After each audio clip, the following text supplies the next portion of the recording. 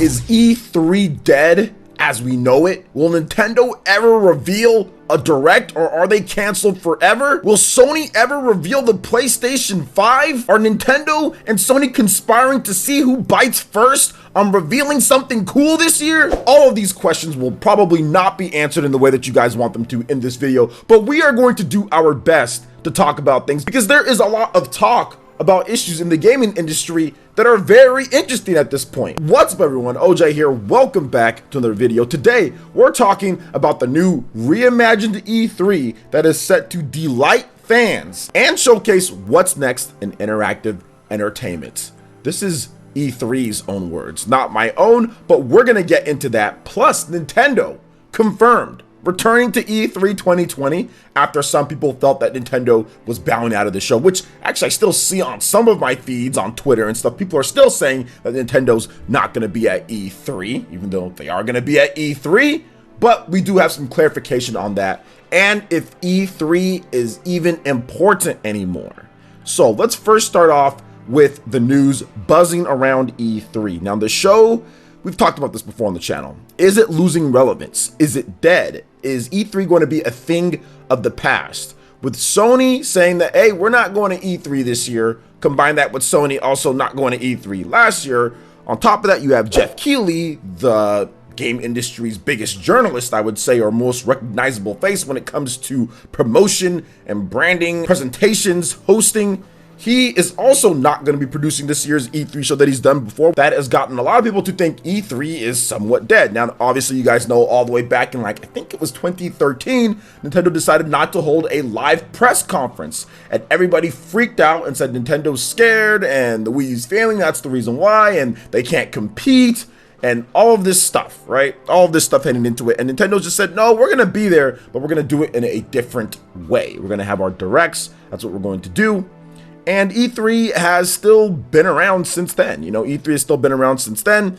And I think that with E3 this year and kind of what's going on, it seems like they're setting up every single time something like negative is announced about E3, they always have some type of statement to try to say, no, E3 is still here. And that's the Entertainment Software Association, the ESA, who runs E3. So Jeff Keighley had that statement about him not showing up at E3. I talked about it in one of my previous videos. The ESA had this to say, pretty much like right after that news dropped. So like I talked about before, I alluded to, reimagined E3 will delight fans and showcase what's next in interactive entertainment.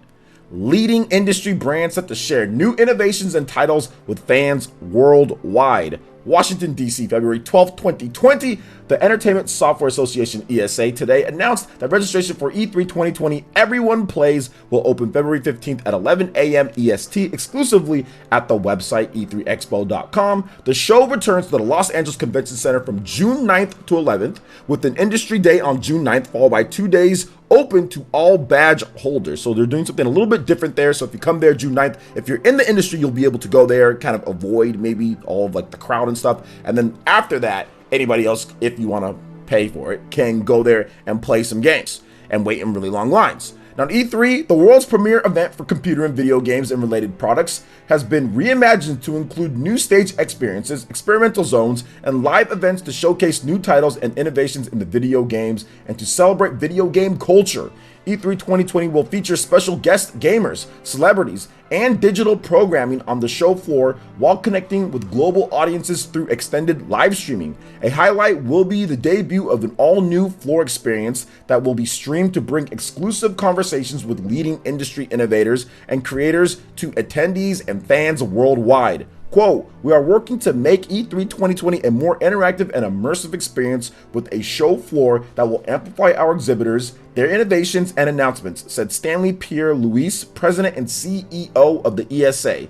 Quote, the E3 experience is an industry showcase like no other. It connects media, brands, innovators, and super fans with one another. Several leading video game companies have already committed to participating in E3 2020, including Xbox, Nintendo, Ubisoft, Bethesda Softworks, Sega, Capcom, Square Enix, Take-Two Interactive, Bandai Namco Entertainment America Inc., and Warner Bros. Games, among others. Now, all of the registration information, show hours, badge levels, and all of that can be found in the link in the description below. And I find this very interesting in terms of what they had to say here. So they're not going to be doing the show with Jeff Keighley, but they're probably just going to get somebody else to host it. Maybe like a Kevin Pereira or somebody like that. Heck, maybe even Olivia Munn comes back for this one here. So I'm pretty sure they can find somebody else that has a lot of stage presence and has the brand awareness and is popular to produce the show. Now they're going to be having celebrities and they're going to be having other things to kind of come in and bolster the show as well, and streaming live. And I think that when there's adversity,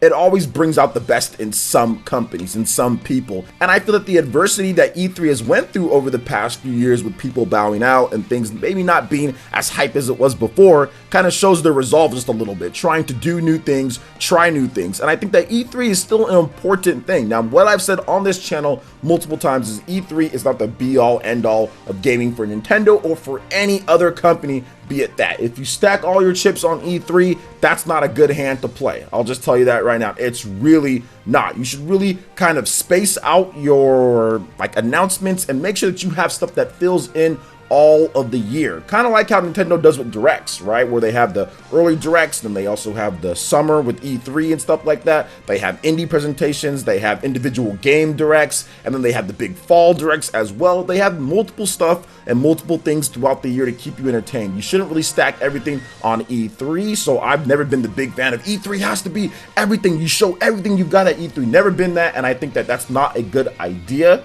Obviously, Nintendo picked the right course of action back in 2013 with doing what they did, but I do feel that E3 is trying. They're trying to have a good show. They're trying to give us more coverage and more access, and I think that E3 overall is a good thing for the industry, and I think that we are going to see some amazing things here. E3 is not dead by any means. It's not dead by any means, and I don't think it's going to die anytime soon. I think that there's enough clout that E3's built up over the 2 decades plus that it's been in the industry doing this, that people are going to be excited for. People are going to watch. There's new opportunities with streaming. There's new opportunities with getting the celebrities in there. There's new opportunities with YouTubers and content creators to make E3 a very special experience, even if you don't have some of the star power that they usually have there, like a Sony, right? Or like a Jeff Keighley. I still think that there's time, and I still think that there's ways for them to make E3 a great show. Heck, we've got stuff like PAX. We've got other shows that come out and people enjoy and everything. And yes, maybe it's not going to be as a blockbuster when it comes to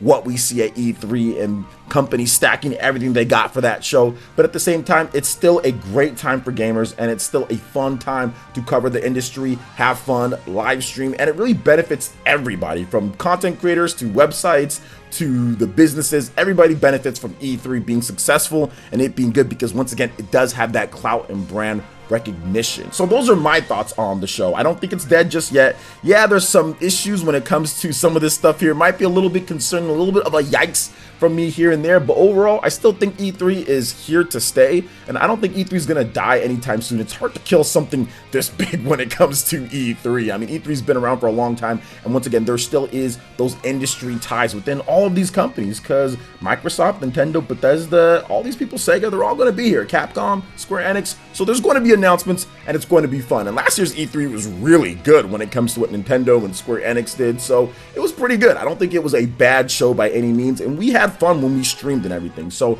I'm all for it. Now, one more thing here, guys. I just want to make sure that we can confirm that Nintendo will be returning to E3 2020. So this is something that has been once again been kind of wishy-washy ever since that Game Explain video came out, and they stated that Nintendo could be missing from E3 2020 at the actual show. Now, they're still going to have their direct and everything. They never said that wasn't going to happen, but they're going to be missing at the show floor, so you're not going to be able to play Nintendo games and have all that stuff. But Nintendo has came out and stated that no, that's not the case. There was actually an interview with Doug Bowser a couple weeks ago or something like that, where he's clearly stated, and of course the ESA, we just talked about how Nintendo's going to be there as well, but I just want to make sure that everybody is good and clear that Nintendo will be at E3 2020. So here's what they had to say. I'll read it again from Doug Bowser. This was an interview with The Hollywood Reporter, and Doug Bowser had this to say, quote, "We look forward to participating in E3 2020. It is one of many ideal venues for us this year to interact with people in social and an immersive environment. Every year we base our approach to E3 on the content we have to share." So once again, guys, Nintendo will be at E3 2020. That is not the case in terms of things. And I know Game Explain came out and stated that, hey, you know, we have an update. Nintendo will be there. We overlooked that, just a mistake. But there are still some people, even still at this point, guys. I saw it on my Twitter feed, some of my users too, that are saying, oh, well, Nintendo's bowing out of E3. E3 is not something that's going to be relevant anymore or anything like that. No, that's not the case. E3 is going to be relevant. Okay, Nintendo's going to be there, and I feel that Nintendo's going to have a very good show. I think Nintendo has a lot of momentum. They have a lot of IPs to kind of dip into the well, and they have all their teams developing on the Nintendo Switch. They have a unified platform for the first time since like the 80s, right? I mean, it's been a while, and even then they have like Game & Watch and other stuff like that they did before the NES even really took off, and the Game Boy came shortly after that, right, when it comes to the NES. So this is the first time they've had a unified platform with all of their games in a very, very long time, right? It's been a while, you know, so they've always done this dual thing where it's completely different development atmospheres, and this time it is not. So I'm actually really excited to see what they have for us at E3. I mean, I think it's going to be a really good event. June 9th. I usually go June 10th for Nintendo Directs. Usually it's like that Tuesday or something like that. So I think it's going to be great, and I feel that Nintendo is definitely going to come strong with some good stuff here. So what do you guys think about all these different topics that we discussed here today? Let me know your thoughts in the comment section below. All right, guys, that wraps it up for this video here. Check out the link in the description below. We've got Twitter. Go ahead and give us a follow on there. Also, make sure you like, comment, and subscribe to PlayerEssence here. And also, share the video if you can. It really does help us out. Thank you so much for watching, and we'll catch you guys for the next one. Peace.